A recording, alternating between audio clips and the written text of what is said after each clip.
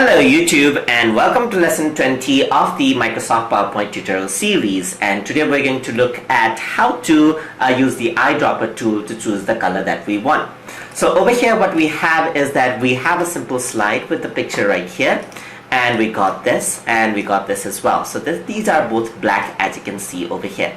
So what I want to do over here is use the orange color. So I have something that says they are orange. These are carrots, they are orange. So I want the carrots to match the orange color that is there in the picture.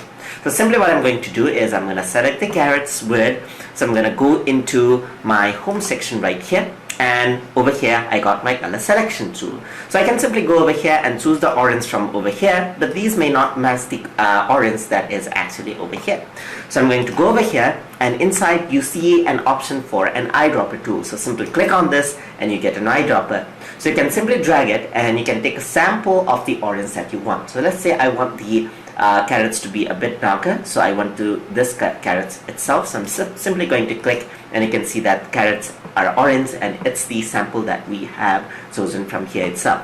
So let's say I want to highlight the orange as well, and I want to apply the same color. So simply go over here and you see something called recent colors, and over here you can see that you can find the same color. So whenever, if I don't actually have to sample it again, so I'm going to do that as well.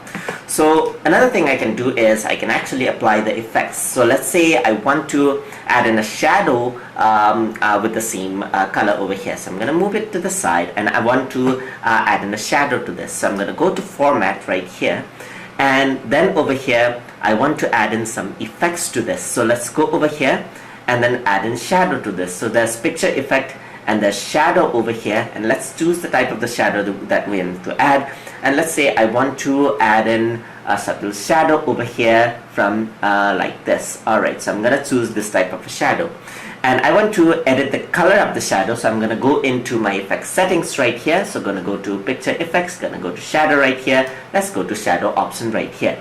Let's increase the distance of the shadow a bit, and over here I want the shadow to be the same color as this. So let's go to the color options, and over here you can see the recent colors. Simply click on this, and there you go, you have the shadow.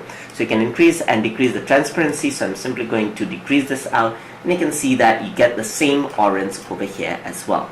You can do the same with the backgrounds as well. So let's say I want a brighter orange for the background. So I'm going to go into design right here, or I'm going to go into design just like that, and then I get the format background option. So simply click on this, you'll get this out right here. So I'm going to go into solid fill.